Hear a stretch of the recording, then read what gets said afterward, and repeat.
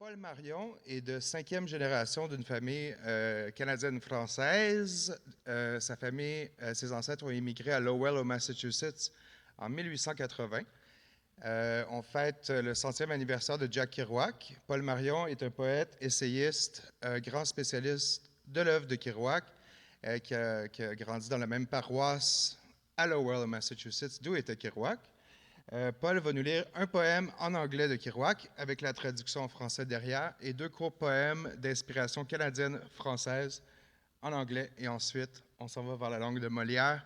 On accueille chaleureusement notre invité franco-américain, Paul Marion.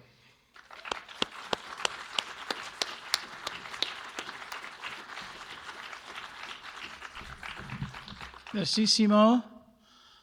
Merci le Centre francophone des Amériques. Merci le Musée national des beaux-arts du Québec. Mes cousines, mes cousins, mes ancêtres, les familles Marion, Leroux, Bérubé, Roy. These are my roots. This is where I'm from, and it's an honor to be back, and I really appreciate the opportunity. My role tonight is to introduce the audience to some aspects of the author Jack Kerouac. He's 100 years old this year, and I'll be reading 2 pieces that he wrote in English, and he will explain why he wrote in English in one of the pieces. And then I was invited to read one of my own poems, and I'll close with that. So the first sélection is Le Père de mon Père, the father of my father. This is a very important story because it deals with a man also named Jack Kerouac, and who was the father of my father. This strong personage died when my father was 15 years old, and in a very tragic manner. He died melodramatically, indicating perhaps that someday a poet would stem from his blood.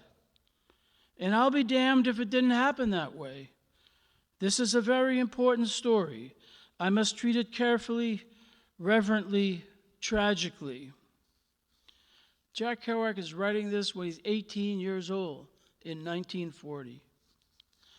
Honest Jack, they called him in his hometown, which was a small New Hampshire city on the banks of the Merrimack River. Honest Jack, the best carpenter in town and the father of 8 children. Honest Jack, who, like the poet of his posterity, stood about 5 feet 10 inches tall and was built like an oak, and whose footsteps my father can hear coming down the streets of Nashua, echoing through the lanes of sleeping houses, a firm, powerful step of a firm, powerful man. Honest Jack was a staunch Catholic, and one night a whore accosted him as he was crossing the railroad tracks. Ma putain! He roared in French. Go home and go for your father and allow him to spank you. You whore, you should be ashamed of yourself. Go home. He roared, and the whore ran home. Honest Jack was a Breton. He had the blue eyes and the black hair which predominates these hardy channel fishermen. Brittany on the northwestern coast of France, the hardy Celts of France, blue eyes and black hair, the sea, women standing on the shore waving at departing ships like riders to the sea, the Celts and the sea. Honest Jack stemmed from this people. Somewhere in his blood was the aristocratic blood of a woman who had married one of his seaman ancestors, and then the Revolution, and the flight to Canada, and the land grant in Quebec, and the loss of it through English scheming, And again, the Kerouacs are in the land, and still are today. Honest Jack the carpenter in Nashua in 1895. This amazes me to no end. Honest Jack was fearless. He dared God to strike him with a thunderbolt. Whenever there was a thunderstorm, he would stand on the large porch of his home and roar at the heavens, waving his bony fist at the lashing tempest. Frappe, he would cry. Varge, varge si tu es pour, varge. He would use this enormous language against the storm. It meant strike me, blast me, if you will, blast me. The language called Canadian French is the strongest in the world when it comes to words of power, such as blast and strike. It is too bad that one cannot study it in college, for it is one of the most languagey languages in the world. It is unwritten. It is the language of the tongue, not of the pen. It grew from the lives of French people come to America. It is a terrific, a huge language. At other times, honest and fearless Jack would take an oil lamp and juggle it all the time, daring God to blow him up right there and then. His wife, who was named Clementine, used to stand by with fear in her heart, watching her magnificent husband do the strong things that he did, wondering why he wasn't weak like other men, not knowing that only real men are considered mentally amiss. My father's father was a magnificent man. One day he suddenly grew tired of life. He began to drink each night, rising early in the morning to go to work, always on time. But every night he would get drunk and come back early in the morning, muttering. On Sundays, he wouldn't drink, but would stalk around the kitchen humming church hymns. After a year of this, his son, my father's brother, denounced him for his actions, and he died that night. My father's brother is brooding over it today.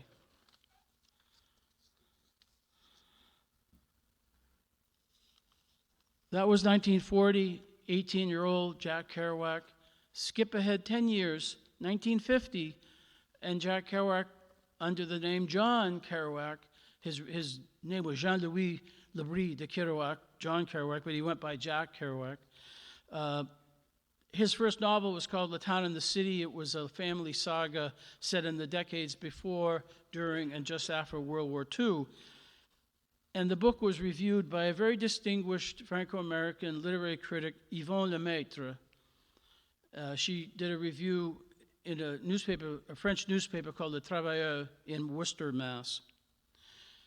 And she praised the book, but she also urged him to be more Franco-American. And he wrote back to her, "Excuse me for writing in English when it would be so much better to address you in French. But I have no proficiency at all in my native language, and that is the lame truth. No review of my novel touched me more than yours. I think it was the best review. There were some in Newsweek magazine and the New York Times and the San Francisco Chronicle that appreciated and understood the book, but yours understood me, and more than that, I liked the tone and the scope. What amazed me most about your review, which I read and reread in Mexico City all summer, is the beautiful and elegant French tone that made it seem as though a very aunt of mine had reviewed my book. I felt humble. Your mention of my mother and father warmed my heart. Because I cannot write my native language and have no native home anymore, and am amazed by the horrible homelessness all French Canadians abroad in America have, I was moved. Someday, Madame, I shall write a French-Canadian novel with the setting in New England in French. It will be the simplest and the most rudimentary French. If anybody wants to publish it, I mean Harcourt Brace or anybody, they'll have to translate it. All my knowledge rests in my French-Canadianness and nowhere else. The English language is a tool lately found. So late, I never spoke English before I was 6 or 7. At 21, I was still somewhat awkward and illiterate sounding in my speech and writings. What a mix-up. The reason I handle English words so easily is because it is not my own language. I refashion it to fit French images. Do you see that? Incidentally, I called the family Martin, because that can also be a French name. It was one of the few personal clues I wanted to establish. Because I wanted a universal American story, I could not make the whole family Catholic. It was an American story.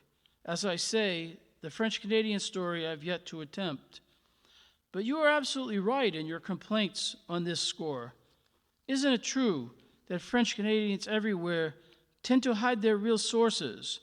They can do it because they look Anglo-Saxon, when the Jews and the Italians, the others, cannot, the other minority races. Believe me, I'll never hide it again, as once I did, say, in high school, when I first began Englishizing myself, to coin a term, me faire en anglais.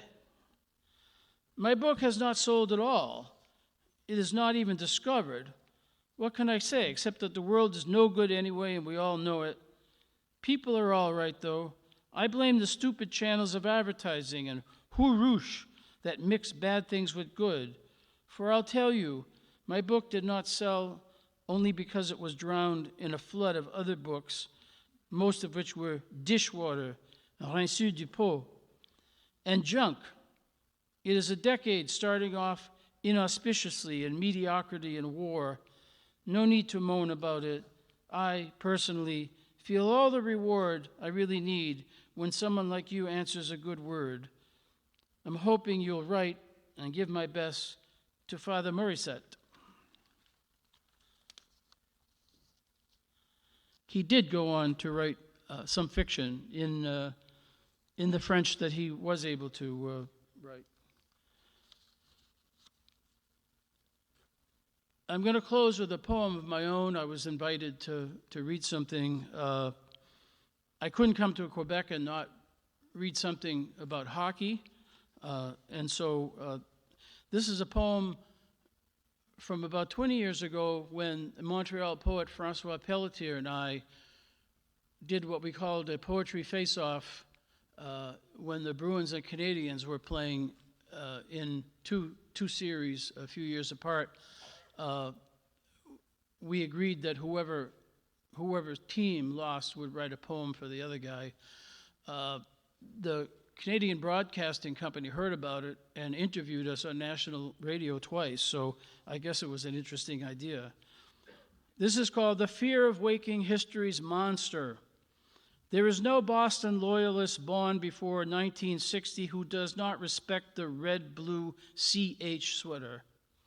The blue, not the same shade of blue that stuns Catholics in celestial Notre Dame, but rather a winter scarf, cold Canada blue, and the red like blood on snow, blood of a buck blasted by old Joseph Marion in a frozen field in La Tuque in 1879, the year before he left for the red brick mills, Merrimack River Valley, New England, leaving for good.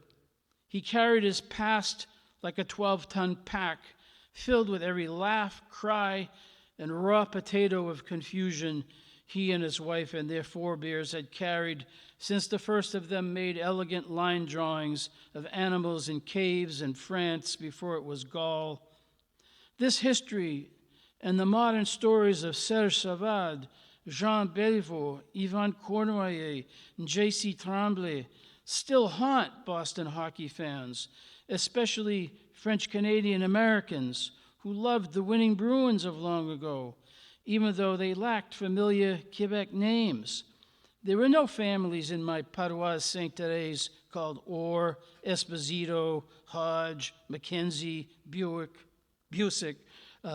We feared men with names that resonated, that rolled off our tongues like vocabulary words in French class, names that matched lists in the Sunday Mass bulletin, names we knew to be the names from our northern tribe: Courtiz Market, Roi Fence, Lipin Realty, Gagnon shoes.